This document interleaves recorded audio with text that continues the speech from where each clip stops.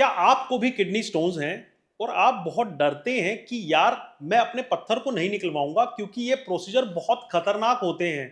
बड़े इनके लंबे चौड़े से नाम है RIRS, फेंज RIRS, और ये प्रोसेस बहुत पेन करते होंगे। बहुत बड़े बड़े औजारों को हमारे शरीर में लेकर जाया जाता होगा। आपने हमारे इस चैनल पे खूब सारी वीडियोस देखी होंगी जिसमें हम पेशेंट की लाइव ओटी की वीडियोस दिखाते हैं, लेकिन कभी आपने ये नहीं देखा होगा कि ये औजार किडनी में अंदर जाकर किस तरीके से काम करते हैं। तो चलिए आज इस वीडियो में हम बात करने वाले हैं RIRS के इंस्ट्रूमेंट्स के बारे में, फैंस RIRS और नॉर्मल RIRS में क्या डिफरेंस होता है। तो चलिए इस वीडियो को शुरू करते हैं। मेरा नाम है डॉक्टर दीपांशु गुप्ता, मैं एक सीनियर यूरोलॉजिस्ट हूं क्योर स्टोन के साथ।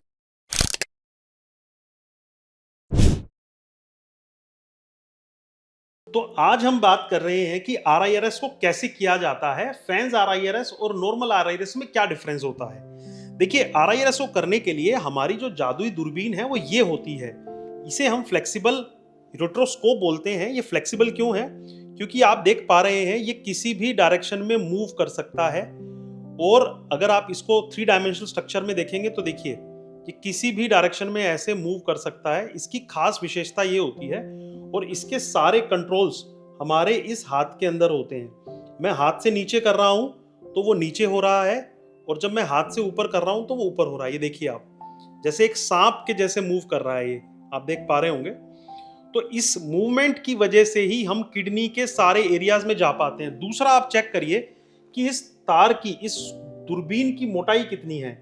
अगर मैं इसके साथ में इस सिरिंज को रख दूंगा तो आप सिरिंज से कंपेयर कर पा रहे होंगे कि ये कितनी पतली है। ये हमारे पेशाब के रास्ते में आराम से चली जाती है, किडनी तक पहुंचती है, और फिर लेजर से, लेजर फाइबर को हम, ये हमारी जो ओपनिंग है, इस ओपनिंग से लेजर फाइबर को हम डालते हैं, और वो डालते डालते लेजर फाइबर आगे तक चली जाती है यहाँ पर, और फिर उससे हम पूरे पत्थर को तोड़ के डस्ट बना देते हैं। इस चीज को हम लाइव ओटी की भी कुछ वीडियोस में डाल दे रहा हूं इसमें, जिससे कि आप समझ पाएं। तो जैसे ये मान लीजिए हमारा पेशाब का रास्ता है, आप इधर देखिएगा, ये हमारा पेशाब का रास्ता है। तो हम अंदर पूरा इसको देखते चलते हैं। अंदर जाके ये यूरेटर तक मान लीजिए पहुंच गए, यूरेटर तक आ गए, हम यूरेटर से ऊपर जा रहे हैं, हम इसको ऐसे सरकाते रहते हैं, और फिर ये हम किडनी तक आ गए। मान लीजिए यहाँ पर किडनी है, और किडनी के अंदर हम जाकर अपने स्कोप को अलग अलग कैलिक्स में, जैसे लोअर कैलिक्स से तो ऐसे जाएंगे, मिडिल कैलिक्स से तो ऐसे जाएंगे, और अपर कैलिक्स से तो ऐसे जाएंगे।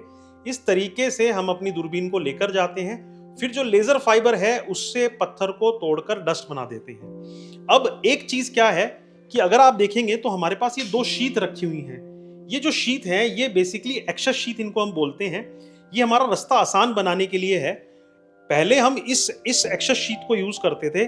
इसको हम पेशाब के रास्ते से, ये पेशाब का रास्ता अगर है तो ये यूरेटर का, अपर यूरेटर का हिस्सा है, ये अपर यूरेटर तक ये शीट चली जाती थी, और हम इसको, स्कोप को डायरेक्ट ना ले जाकर इसके थ्रू लेकर जाते थे। ये देखिएगा,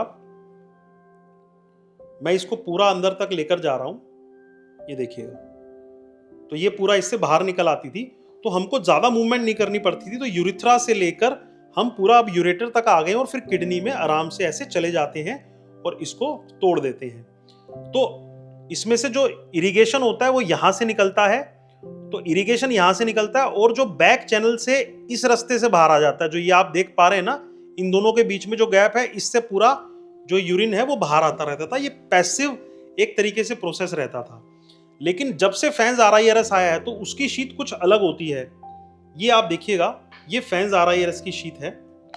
इसके अंदर आपको एक डिफरेंस लगेगा, इसमें एक अलग से एक सक्शन चैनल दिया हुआ है।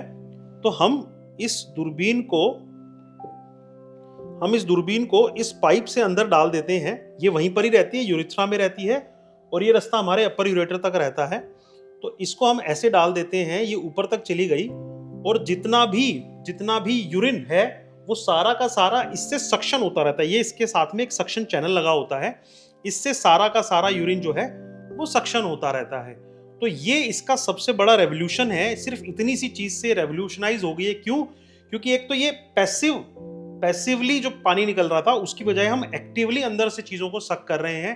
तो एक तो ये कि कोई भी बैक्टीरिया अगर निकलते हैं RIRS के दौरान तो उनको भी सक कर लिया जाता है। दूसरा, कोई भी डस्ट पार्टिकल्स होते हैं जो छोटे हैं उनको भी सक कर लिया जाता है। किडनी के अंदर प्रेशर भी कम रहता है। सिर्फ एक इस चैनल को जोड़ने से किडनी के अंदर यूरिन का प्रेशर बहुत ज़्यादा हाई नहीं हो पाता है, जिसकी वजह से इन्फेक्शन के चांसेस भी कम हो जाते हैं। तो ये सिर्फ ये शीत का डिफरेंस है, जिसकी वजह से आप देख पा रहे हैं, ये शीत के डिफरेंस की वजह से RIRS में रेवोल्यूशन हो गया है। तो ये है फैंस RIRS, ये है नॉर्मल RIRS, ये है हमारे RIRS का स्कोप। तो हम इसमें लाइव OT की फुटेजेस डाल देंगे और मैं उम्मीद करता हूं कि आप एक बेसिक डिफरेंस समझ गए होंगे।